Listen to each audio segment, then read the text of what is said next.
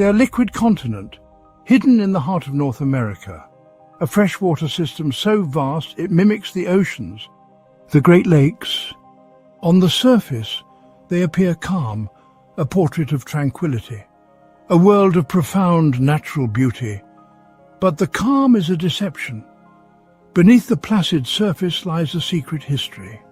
A history written in wreckage, a silent abyss, the final resting place of over 6,000 vessels and an estimated 30,000 souls. A graveyard more populous than any other on the planet, entombed in the cold, preserving dark. These are not oceans, they are lakes. So what forces conspired to create one of the deadliest maritime graveyards on Earth? And what mysteries remain, locked away in crushing pressure and silence? The legend began with the very first attempts to tame these waters. The year is 1679. French explorer La Salle's vessel, Le Griffon, sails into history. Laden with a fortune in furs, it vanishes without a trace. It became the Great Lakes' foundational mystery. Its first true ghost ship. No definitive wreckage was ever recovered. No final message. The Griffon was simply erased. The first name in a long, tragic ledger, but it would not be the last. The secret to the lake's lethal power is etched into their geography.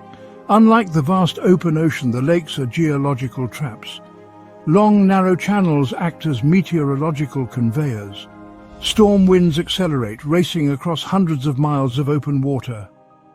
This creates an ocean-like fury.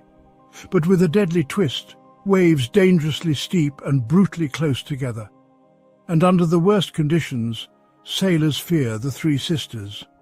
3 rogue waves striking in rapid succession, a liquid battering ram sinking ships before they can recover. It doesn't just sink ships, it makes them disappear. In 1902, the Bannockburn was lost to a superior storm. For decades, sailors spoke of a phantom freighter, the spectre of the lake's monster.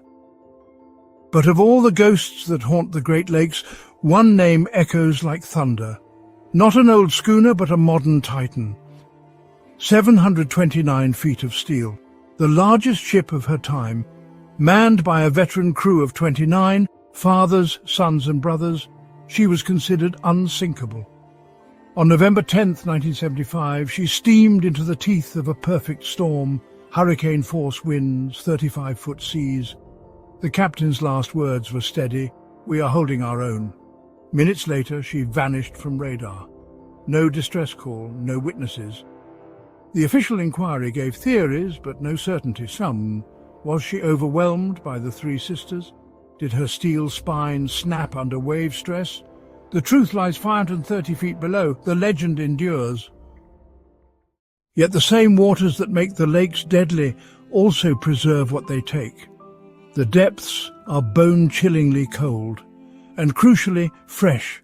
Unlike the ocean, there is no corrosive salt, no wood-devouring organisms. A ship that sank in 1885 may look as if it went down yesterday. The result is the best-preserved shipwreck collection on the planet. The ocean erases history. These lakes preserve it. The Great Lakes are a paradox, a breathtaking natural wonder, and a violent, unpredictable killer, a museum of ghosts, and a graveyard of unsolved mysteries. Today, technology is piercing the darkness, mapping the abyss and naming the lost. But with thousands still undiscovered, some mysteries may remain forever, a monument to our past, and a timeless warning about the power of nature, which always demands respect.